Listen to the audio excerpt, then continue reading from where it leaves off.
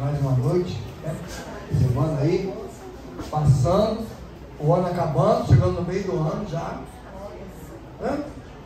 Daqui a pouco chega o Natal, o Ano Novo, daqui a pouco tá a galera com o dedo pro alto já, esperando fevereiro ou março, não sei nem quando é a festa da bagunça, sem fevereiro, sem março.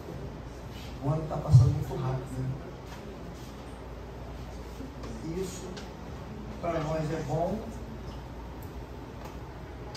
e para o pessoal que ainda está meio perdido é ruim. Porque para nós o tempo da glória está chegando. E para a galera que está ainda meio que perdido, coitado, o tempo está correndo e a oportunidade deles está diminuindo o tempo. Então a gente tem que tentar ajudar eles nessa remissão de tempo. Tentar falar em tempo e fora de tempo. As pessoas, né? E tem muita gente ainda precisando ouvir falar de Jesus. Muita gente. A gente às vezes acha que é uma situação interessante, né? Às vezes a gente acha, porque mora 20 crentes numa rua, todo mundo da rua conhece a palavra. Às vezes não tem nenhum. Só tem uns 20. Os outros ninguém conhece. Tá igual o Jó. De ouvir, porque ela pode passar para lá. Fica só de ouvir falar. Quando você chega a falar para a pessoa, eu estou conhecendo agora. Eu só conhecia de ouvir falar. Como também tem lugares e pessoas que a gente... Aqui mesmo também acontece isso. Que a gente fala da palavra, a pessoa aprende a palavra direitinho, sabe como é que funciona. Aí a pessoa vai embora. E aí, a gente não sabe se é porque conquistou alguma coisa. De repente queria uma cura, né? Aí estava com a enfermidade escondida, a gente não via, não era igual na Naamã, né? Estava todo podre, cheio de ferida. Ele também escondia. Por debaixo daquela armadura toda. Só a esposa dele que sabia como estava, né? É igual a gente, né? Às vezes a gente está todo estragado, é só a esposa da gente que sabe que a gente está estragado, mas ninguém. Porque quando a gente chega em casa, a gente acaba que derruba aquela estragação toda, né? Dentro de casa, e ela fica olhando e, meu Deus, está tão ruim assim? É, né? Mas aparentemente a gente estava bem, né? Porque às vezes ele tem que demonstrar forte.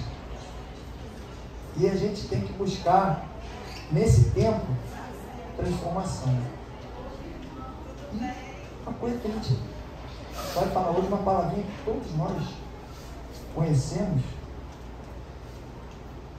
e não só conhecemos, como também dependemos dela, para poder continuar seguindo, e entendendo a nossa caminhada de fé. A gente vai falar um pouquinho sobre obedecer, obediência. Eu vejo essa palavra maior do que uma outra que só tem 2 letrinhas, né? Essa tem 2, 4, 6, 7. 2, 4, 6, 7. 7 letras. Os dias que Deus usou para formar o mundo, né? Porque o mundo descansou. Então foram 7.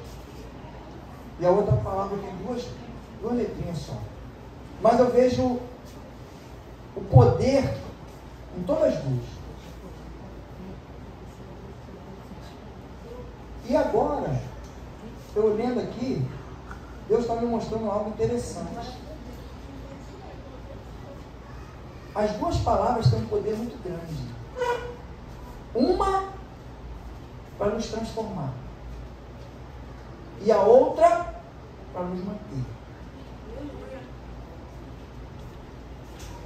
Não tinha visto isso não, tá? E agora?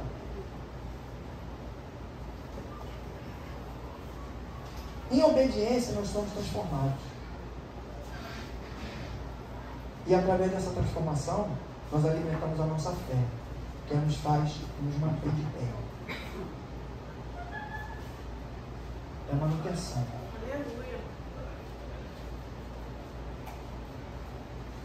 E agora que eu não tinha visto isso não. Glória a Deus.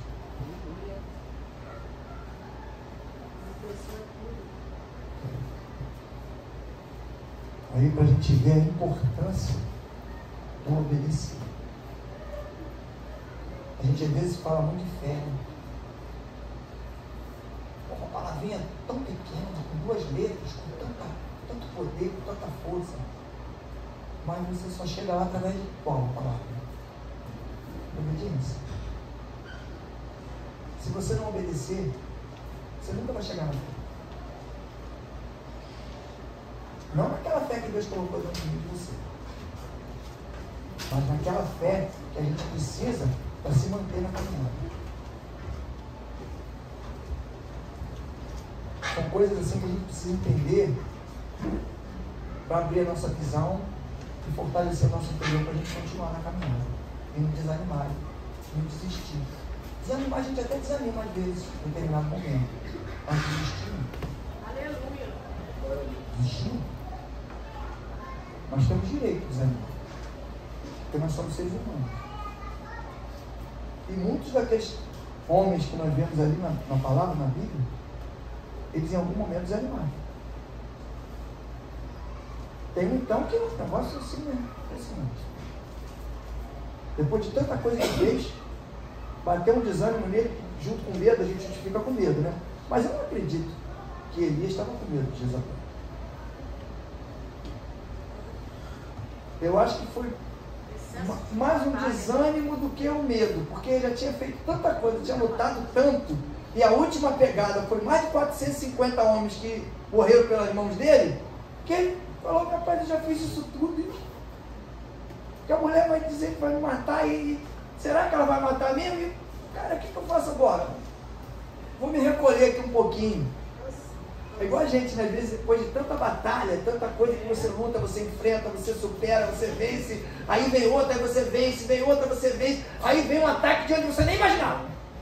Aí meu Deus, quando eu pensei que já estava chegando no final, agora vem essa aqui de onde eu nem imaginava que vinha. Aí bate o quê? Um desânimo. Para a gente não desanimar, a gente tem que fortalecer essa fé. E só fortalece ela com obediência. Quanto mais a gente obedece, mais a gente se fortalece. E grandes promessas existem na palavra de Deus para quem é obediente. A primeira é a salvação. A primeira delas. Enquanto eu for obediente, eu estou num caminho de salvação. Quando eu deixar de ser obediente, eu saí dele. Não tem como eu andar em desobediência no caminho de salvação. Não é coerente. As ideias são contrárias. Mas se eu sou obediente, eu continuo aqui. E eu vou chegar. Por quê? Porque vai fortalecer a tua fé, vai renovar você dia a dia, e quando bater o desânimo, a tua fé está... Não, mas peraí. Uma palavrinha que você ouve, volta à obediência de imediato. Foi o que aconteceu com ele. O que tu está fazendo aqui? Pode voltar para lá. Na mesma hora, deu meia volta, saiu da caverna e partiu para a batalha de novo. E venceu. A profecia que ele fez para Jezabel aconteceu na íntegra, como ele falou. Você vai morrer e seu corpo não vai ser enterrado, porque os cães vão comer o teu corpo. Onde o sangue de Nabote foi derramado, os cachorros vão lamber o teu. Porque ela foi desobediente e Nabote era o quê? Obediente. Não abriu mão daquilo que Deus tinha dado a ele. A gente não pode abrir mão das coisas que Deus dá para nós. Deus entregou para nós. E nós não podemos abrir mão disso. Temos que lutar até o fim. Se alguém quiser me tirar do meu caminho, eu vou lutar até o fim. Se alguém falar a palavra de derrota para mim, eu vou repreender e vou buscar uma palavra de sabedoria, de crescimento.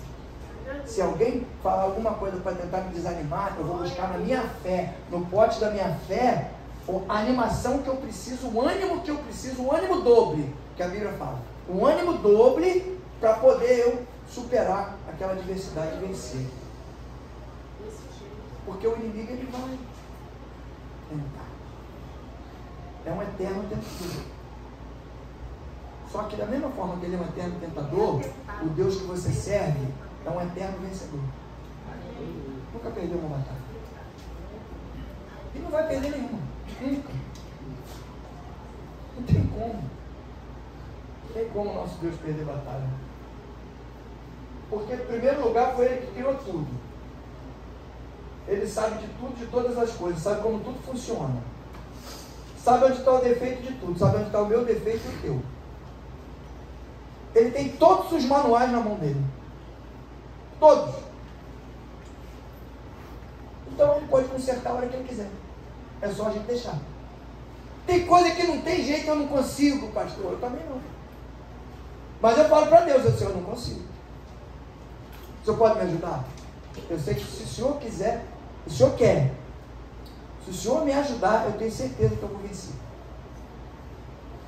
E aí a gente vence. Para quê?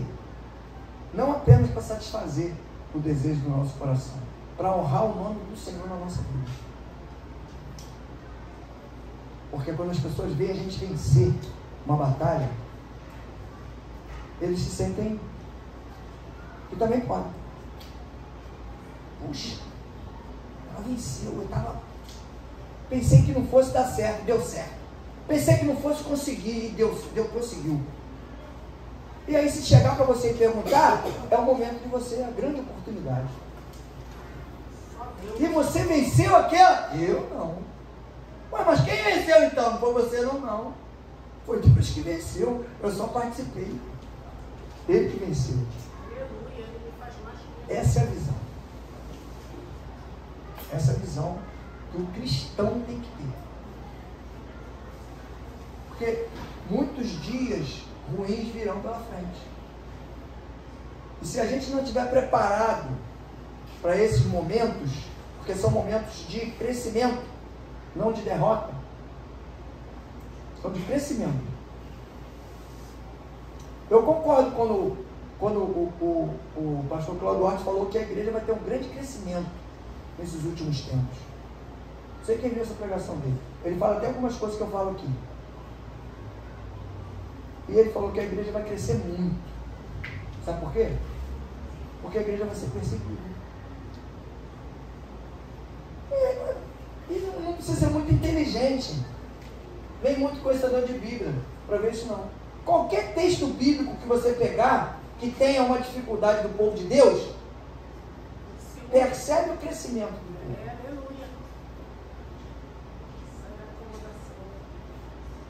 Você imagina 40 dias no deserto.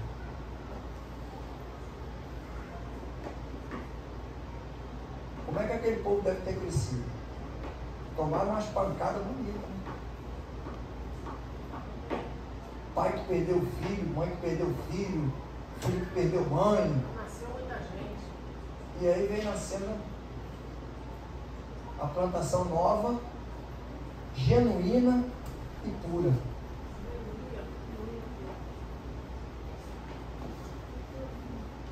Então, se a igreja vai crescer, nós em obediência também vamos crescer junto com ela. Ah, pastor, mas a igreja vai passar perseguição? Vai, mas a gente vai suportar.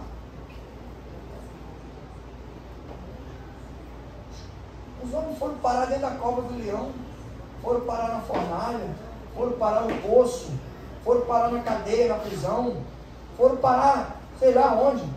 Ficaram 400 e tantos anos de escravidão, mas com certeza absoluta que um dia ia ser livre. O que gerava essa certeza dentro desse povo? A fé. A fé alimentada por quem? Ou pelo quê? Pela obediência. Quando a gente é obediente, alimenta a nossa fé, ela vai se fortalecendo. É engraçado esse negócio de fé, quando você fala nisso, eu aprendi com o professor meu de teologia, eu gostava muito de ouvir ele falar de fé. Era um falando de fé e outro de cura. Por isso que eu fiquei abusado nesse negócio, porque os dois eram muito bons, cada um falava de uma área. E ele gostava muito de falar de fé. Ele dava uma certeza tão grande para nós, que a nossa fé, quanto mais a gente exercitar ela, mais ela cresce e fica forte. Chega um determinado momento que você nem imagina a força que tem dentro de você. Sabe quando é esse momento? É o momento que vem uma adversidade daquela que você nem imaginava.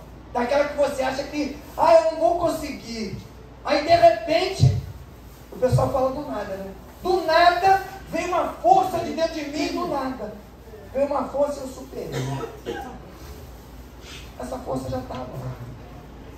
Porque você vem alimentando ela com obediência. E ela está ali dentro da lâmpada, né? Igual a lâmpada daquele que esfrega, não sai aquele. Aí abre a tampinha do recipiente, aí aquela fé fica enorme na tua frente. E aí o inimigo vai ver a fé em dentro de você. Pode sofrer, pode passar situações, às vezes. Mas e se eu chorar? O choro não quer dizer que a tua fé está forte, não, está fraca. Até porque a Bíblia ensina que quando a gente chora no Senhor, Deus colhe as nossas lágrimas para regar o seu jardim. Aí tem gente que fala assim, pastor, eu vou chorar todo dia. Vou chorar 2 horas por dia. Não precisa chorar. Senão você vai ficar seco. Chora no momento de necessidade. Mas não pode não. A gente nem chorou. Chorou não. Até rindo. Mas a gente às vezes, eu fico chateado às vezes. Tem igreja que a pessoa chora no banco, aí a pessoa já fica lá, não, porque está passando mal, está sentindo alguma coisa, vou lá orar. Não vai não, cara. Não vai não, porque arriscar tu botar a mão na pessoa, tomar um empurrão do Espírito Santo e cair sentado no meio da igreja. Porque a pessoa às vezes está chorando de alegria, de satisfação, está sentindo uma presença muito forte do Espírito Santo no interior, e aquilo emociona. Porque ele leva a gente lá atrás, nos pés do Senhor. É o lugar mais alto que nós podemos chegar. Só de falar já tem vontade de chorar. Que cara frouxo. Chora coisa. Uma vez eu falei para Deus assim, Senhor, quando eu comecei a pregar, aí tinha uns negócios que eu pregava que eu chorava. Nossa, estranho, cara. Pô, eu não chorava nunca lá fora do mundão, eu era bravo pra caramba. Valentão. Chorava não. Fazia os outros chorar, eu chorava não. Quando eu choro à toa, Jesus. Que negócio é esse? Ele falou, eu quero que você leve a minha palavra com razão, mas não perca a sua emoção. Porque a sua razão sem a sua emoção não serve para nada. O que eu aprendi? Deus me ensinou que eu tenho que caminhar com Ele pela razão. Eu tenho que tomar as atitudes pela razão. Mas eu não posso perder a minha emoção. Se eu perder a minha emoção, como é que eu vou amar meu irmão? Como é que eu vou perdoar o meu irmão? Então eu tenho que manter essa emoção. Só não posso viver por ela. Viver pela razão. Amém? Guarde a sua emoção. Viva pela razão. E seja obediente. Porque sendo assim, a sua fé não vai ser a fé. Vai ser um fezão. Vai ser tudo bom. E as bênçãos que estão lá em Deuteronômio 28, do 1 ao 13, já são nossas. Mas são pela obediência. Como eu posso por aí. Amém? Vamos participar dos dias das ofertas? Ei, irmão, bonitão, cordãozão aí com argola bonito, pode, um negócio bonito, isso, irmão? Alimenta, irmão. Que isso? A irmã tá chiquérrima.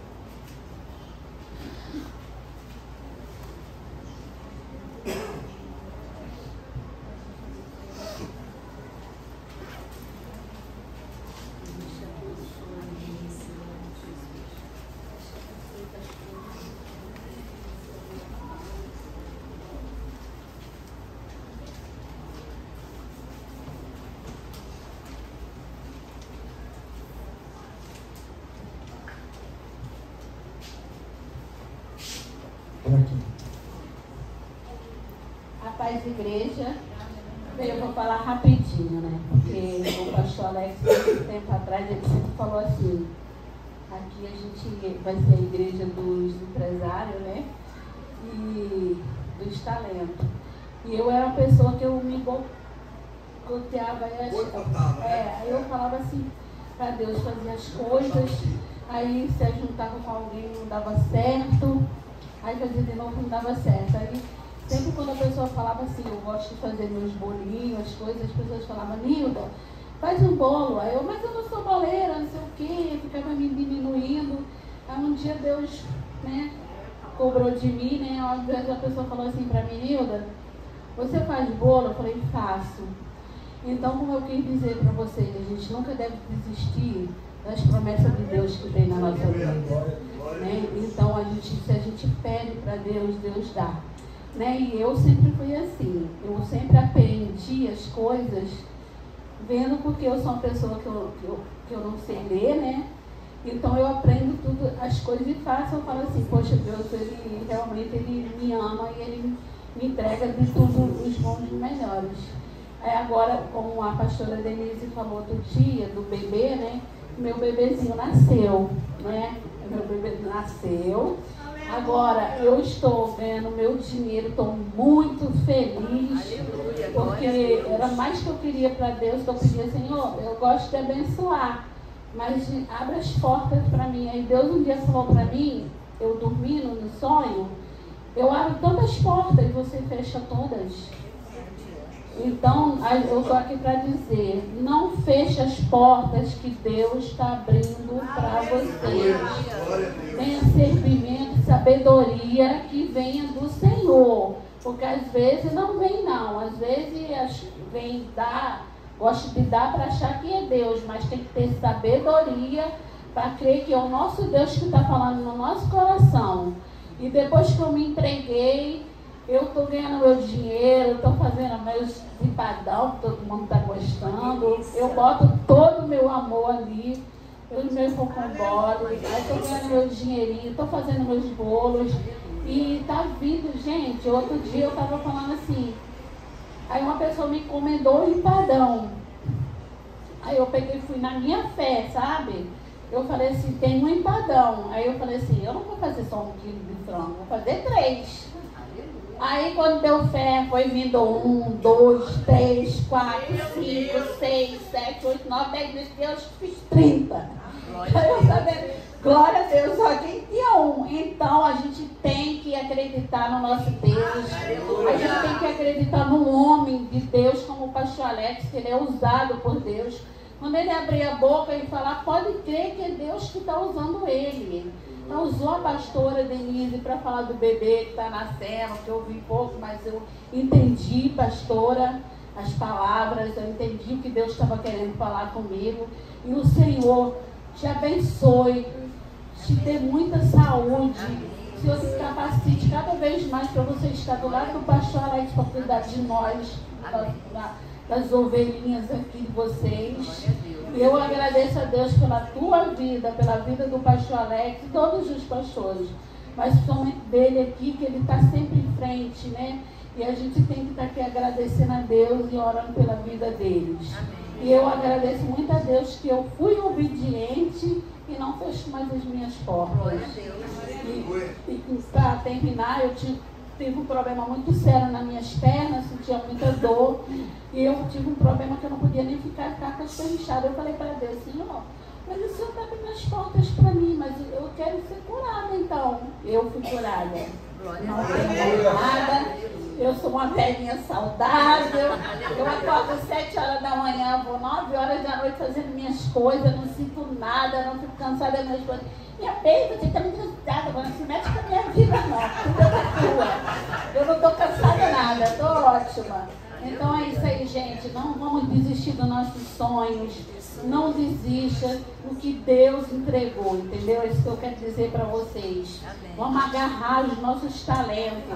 Não vamos desistir. A gente é capaz. Quando a pessoa vai dizer que você não serve para nada, que você não vale nada, não acredito, porque você vale tudo, porque você tem um Deus que te ama. Aleluia.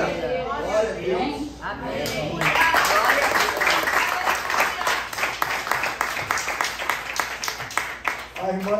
A irmã tá no versículo 6 da pregação. Jesus do céu está no 6. Ai, meu Deus. Vamos orar pelos dízimos, pelas ofertas. Em nome de Jesus. Deus amado, queremos agradecer, Senhor, pela tua presença, Deus, hoje de uma forma muito especial, Senhor. Tenho certeza, Pai, absoluta, que o teu Espírito está aqui conosco, participando desse culto, abençoando, transformando e restaurando o interior de cada um de nós, Pai. Porque precisamos aprender cada dia mais da tua palavra, para que possamos colocar em prática, Senhor, até para nós mesmos, para aprendermos a lidar com determinadas situações que tentam nos afrontar, que tentam nos diminuir. Mas nós temos certeza que nós servimos a um Deus de poder e glória, Pai.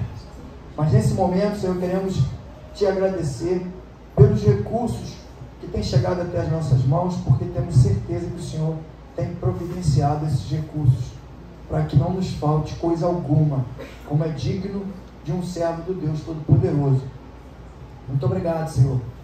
Mas pedimos também que o Senhor nos ajude a gastar esses recursos com sabedoria, Senhor. Que possamos arcar com os nossos compromissos, com as nossas dívidas, e continuarmos, Senhor, com a cabeça erguida, Pai. Te agradecemos por isso em nome de Jesus. Se ainda existe entre nós algum irmão que precisa de uma porta de emprego, Pai, em nome de Jesus, Senhor, guia esse irmão por esse caminho, por essa porta, para que ele conquiste essa vaga e também tenha, Senhor, esse momento de alegria em participar conosco desse momento de ofertório, que é um momento de fidelidade que temos contigo, Senhor. Aquele também que trabalha em determinadas empresas que estão com promoções para serem disponibilizadas ou que já estão, indica os teus filhos, Senhor, como as pessoas certas e capacitadas para ocuparem essas vagas, Senhor. Não permita, Deus, que os teus filhos continuem desempregados, Senhor, sem ter condições e recursos para arcar com seus compromissos, Deus.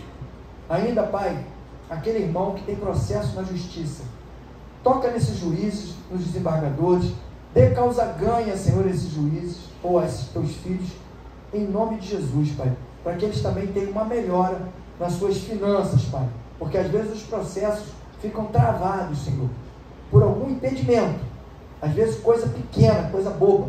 Direciona, Senhor, os advogados que estão cuidando desses processos, orienta eles, abre a memória deles, mostra, Senhor, o caminho que eles devem seguir para que esse processo chegue a uma solução, Deus, favorável aos teus filhos, Pai. Entregue em tuas mãos, Senhor, cada dizimista e cada ofertante, e mesmo aquele que hoje tem vontade de participar, mas está sem condição, por algum motivo, que o Senhor possa providenciar a condição, Senhor, para que essa pessoa participe. Disse que não falte coisa alguma na casa de nenhum dos teus filhos, e se na casa de alguém tem faltado alguma coisa, que o Senhor providencie, Pai. Em nome de Jesus, eu entrego em tuas mãos cada um dos teus filhos, e já te agradeço por tudo. Nós te agradecemos em nome de Jesus. O povo que crê, diga amém. Vou estar aqui à frente recebendo o seu envelope e abençoar a sua vida em nome de Jesus.